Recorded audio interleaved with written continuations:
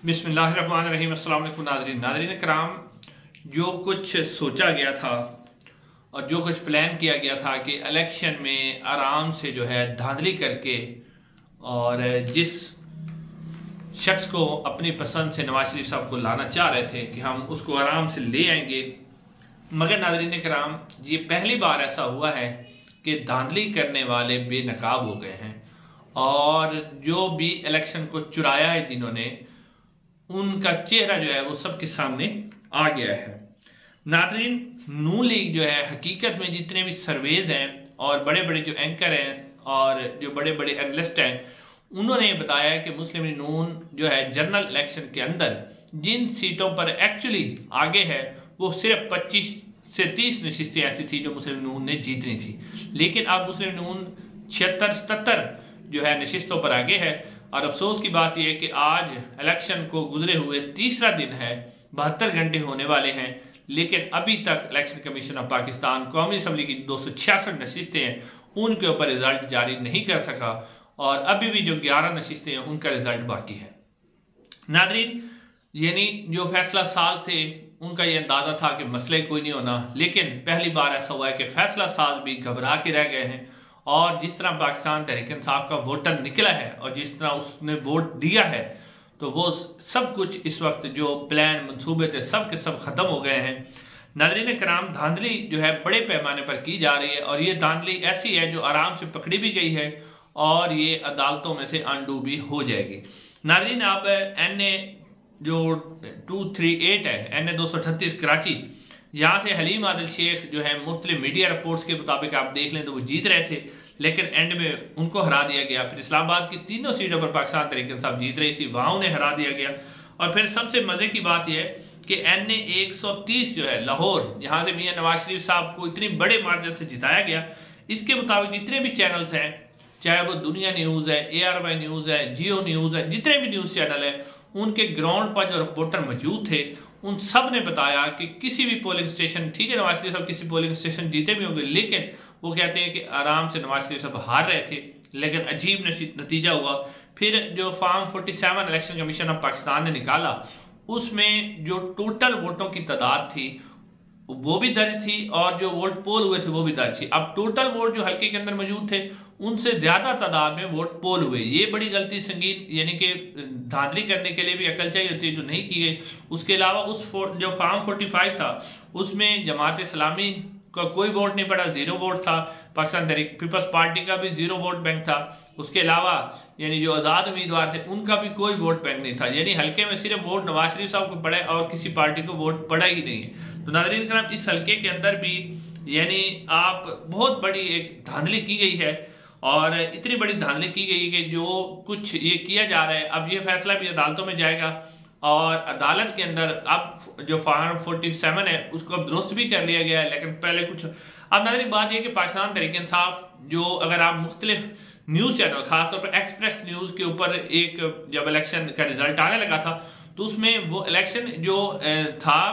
Express news और बहुत से न्यूज़ चैनल रिपोर्ट कर रहे थे 125 नशिस्तों पर पाकिस्तान तहरीक इंसाफ आगे थी, 125 नशिस्तों पर। और इस वक्त पाकिस्तान तहरीक इंसाफ के पास 170 के करीब या 179 भी कहा जा रहा है और 170 के करीब ऐसी नशिस्तें हैं जिनके फॉर्म 45 मौजूद है। फॉर्म 45 वो होता है जो अब इलेक्शन हो जाता है और उस पोलिंग बूथ के ऊपर जो एक पोलिंग एजेंट होते हैं जिस पार्टी के, उन्हें जो प्रिजाइडिंग अफसर होता है वो साइन करके बाकायदा तौर पर वोटों की तादाद लिख के देता है और साइन करके देता है कि ये आप रख लें। अब उन फॉर्म 45 के तहत पाकिस्तान तहरीक इंसाफ ने 170 नशिस्तें के फॉर्म 45 पाकिस्तान तहरीक इंसाफ ने इकट्ठे कर लिए और बाकायदा तौर पर इन्हें इलेक्शन कमीशन ऑफ पाकिस्तान से जो उनके सर्टिफाइड हैं उनकी मदद से पाकिस्तान तहरीक इंसाफ अदालत के अंदर जाएगी और अब अदालतें अगर कानून और आइन के मुताबिक फैसला देंगी तो पाकिस्तान तहरीक इंसाफ एक अक्सरियती जमात बन जाएगी। और दूसरी तरफ जो नवाज शरीफ साहब जिस सीट पर वजीर आजम बनना चाह रहे हैं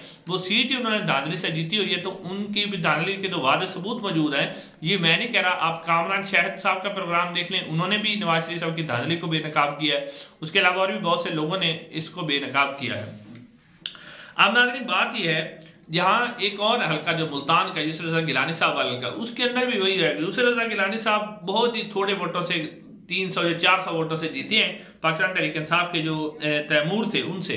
तो वहां पर जो मुस्तरद वोटों की तादाद है वो 10,000 है। अब यूसुफ रज़ा गिलानी साहब को भी जितवाया गया है। इस तरह मेहरबान कुरैशी साहिबा, उनके जो मुस्तरद वोट है वो 16,500 हैं और यूसुफ रज़ा गिलानी के हल्के में जो 300 से जीते हैं वो 10,000 है। फिर मजे की बात है कि अहमद हुसैन देहड़ जो कि बड़े दावे करते थे, जो ही वो लोटा बने थे तो अब वो तीसरे नंबर पर भी नजर नहीं आए। इसी तरह नाज़रीन अब बहुत से ऐसे हल्के हैं जिसके अंदर बहुत सी मुश्किलात हैं। फिर सलमान अकरम राजा साहब का जो हल्का है उसके ऊपर सारे मीडिया चैनल ने रिपोर्ट किया था कि सलमान अकरम राजा साहब 70-80 हज़ार की लीड से जीत रहे थे। अब यकदम नाज़रीन ऐसा क्या हुआ कि वो लीड भी खत्म हो गई और जो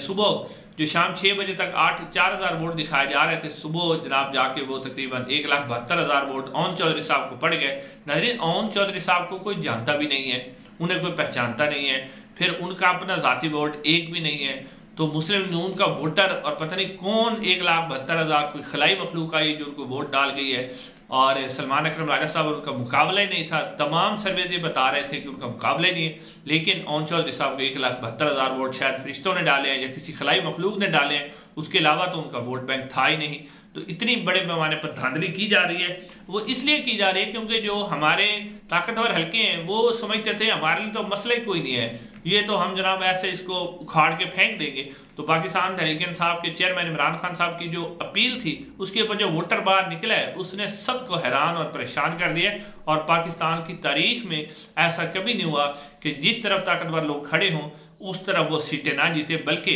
इस तरह एमकेएम को जो 17 सीटें दी जा रही कराची के अंदर, एक्चुअली वो 3 या 4 सीटें एमकेएम की थी, अब वहां भी जिताया जा रहा है। जैसे अलीम आदिल शेख है, आलमगीर खान है, उनके पास फॉर्म 45 मौजूद है। वो आलमगीर खान जो है वो कह रहे हैं कि हमें जो है आर ऑफिस के बाद पुलिस लगा दी गई, हमें वहां से निकाल दिया गया और बाद में अपनी मर्जी का रिजल्ट जो है चोरी करके बना लिया गया। इस तरह नाज़रीन अगर हम पाकिस्तान तहरीक इंसाफ का अगला प्लान देखें तो पाकिस्तान तहरीक इंसाफ का अगला प्लान वाज़ेह है बिल्कुल। एक तो पाकिस्तान तहरीक इंसाफ कोशिश करेगी कि वो अपने इंटर पार्टी इलेक्शन करवा के उसी में शामिल हो जाए पाकिस्तान तहरीक इंसाफ के, लेकिन ये कदरे जरा मुश्किल प्रोसेस है क्योंकि फिर इलेक्शन कमीशन ऑफ पाकिस्तान जिसके मतहत है वो फिर इन इंटर पार्टी इलेक्शन को माने या ना माने, तो फिर इलेक्शन कमीशन फिर पाकिस्तान तहरीक इंसाफ ने एक और ऑप्शन रखा हुआ है, वो है वहदतुल मुस्लिमीन। नाज़रीन वहदतुल मुस्लिमीन जो है उनके अलामा नासिर हुसैन साहब, आपको पता है 6 फरवरी को उन्होंने इमरान खान साहब से मुलाकात की थी और इस मुलाकात का सिर्फ यही मकसद था कि पाकिस्तान तहरीक इंसाफ के जो जीतने वाले अरकान हैं उन्हें पाकिस्तान तहरीक वहदतुल मुस्लिमीन में शामिल किया जाए